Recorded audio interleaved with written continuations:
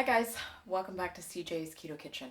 I'm Sarah, and if you are looking for home-style recipes made ketogenic, then you've come to the right channel. Tonight I am going to be making pumpkin pecan custard, and it is of course going to be keto. So come along with me and let's get started.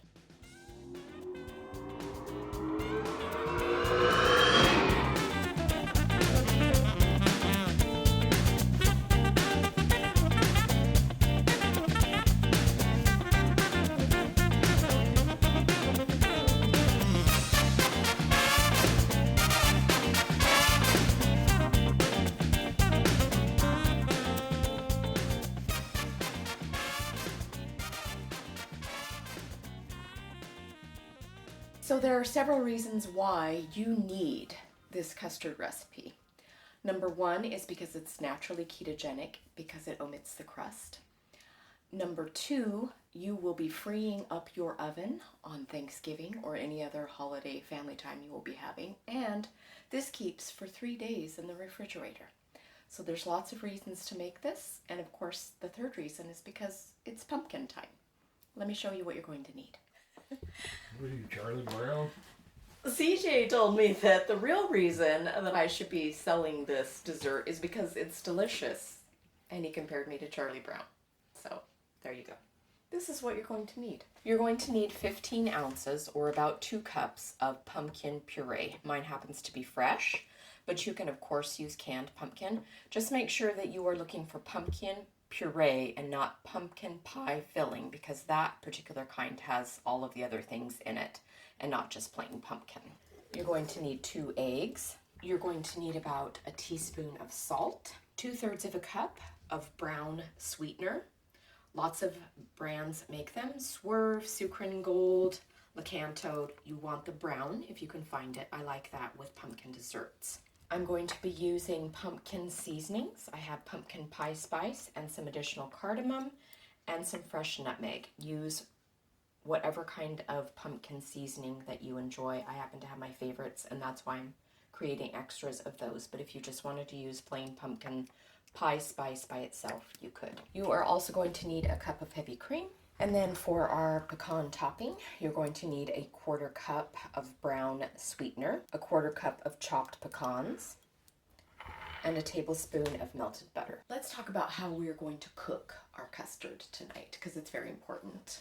So I am going to be using ramekins. You could, however, use a smaller baking dish, or my mom likes to also cook her custards in a Pyrex bowl if you wanted to just have a larger serving. But I'm going to be using ramekins, and I am using 3 of them, and they're about between 9 and 10 ounces.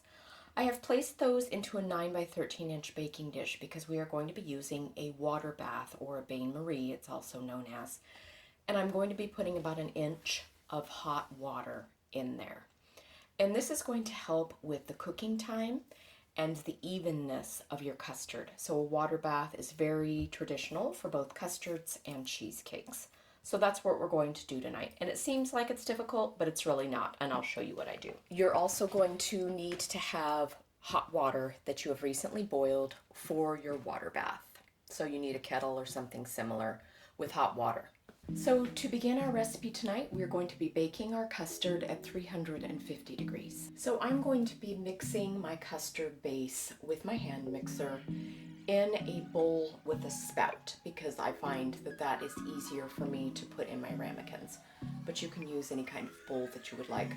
But we are going to combine our custard ingredients together, and I find a hand mixer works well for that. So once again, I have my 15 ounces of pumpkin.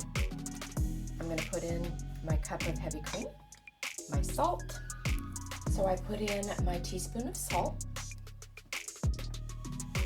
This is my 2/3 of a cup of brown natural sweetener. I'm going to put in my 2 eggs.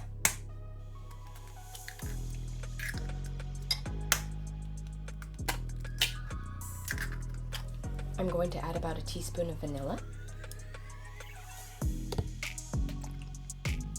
I'm going to add about a teaspoon of the pumpkin pie spice.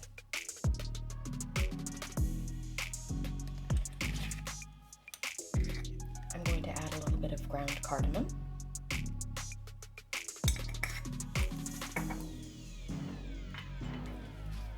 And I'm going to put some fresh nutmeg in. You could use regular nutmeg, of course. Nutmeg happens to be my favorite of the autumnal spices.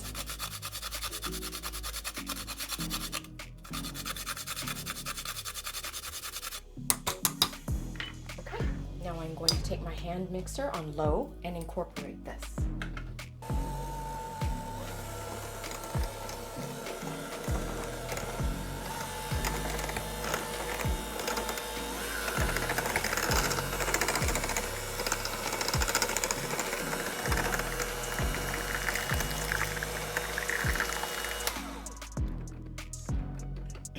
Now I am going to take a spoon and just taste and make sure that the sweetness and the spice level is where I would like it to be.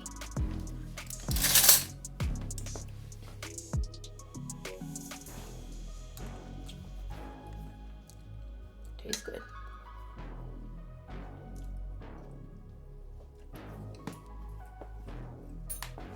Tastes good. All right. The hubby says it tastes good. I'm gonna give it one more blitz.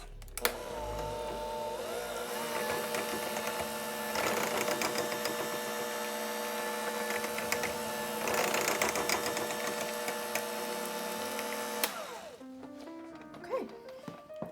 So I'm going to start pouring evenly into my ramekins. I have greased them a little bit with butter.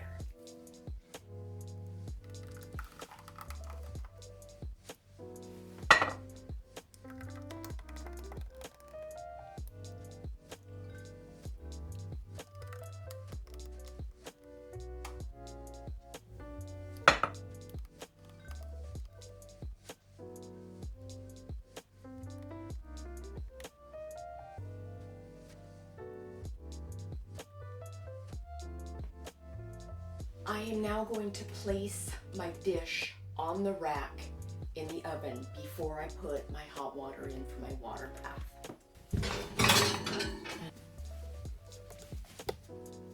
Okay, I'm gonna do about an inch of hot water.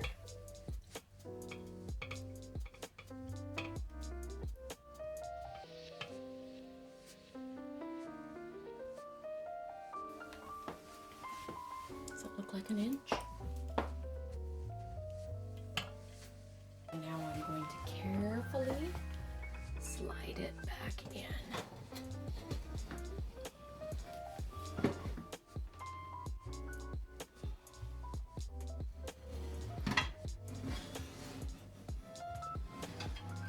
Okay, she's in.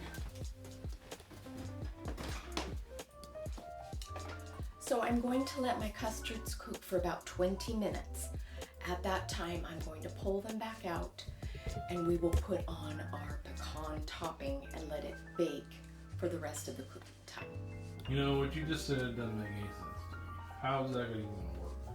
Okay, so you saw the state of the custard when I just placed it in the oven. It's liquid, okay? Right.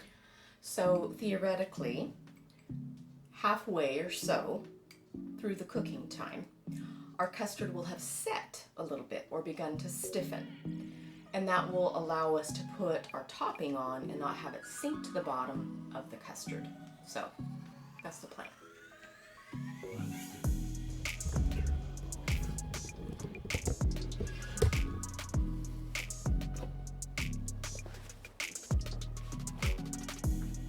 Alexa, set a timer for 20 minutes.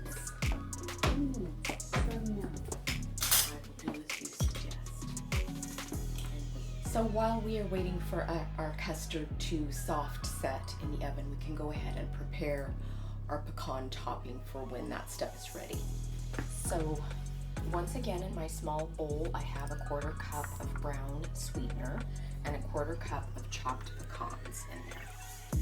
And I have about a tablespoon of melted butter.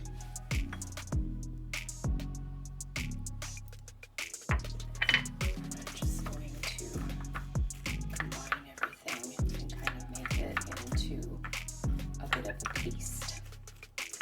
So that's going to make kind of a buttery pecan, candied pecan basically.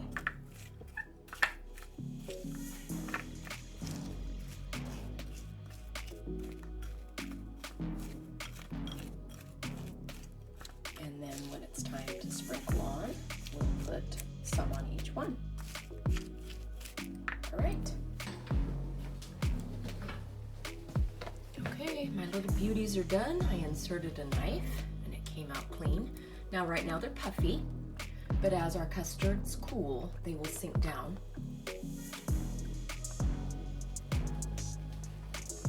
Be very careful taking this out. Remember, there's still hot water in there.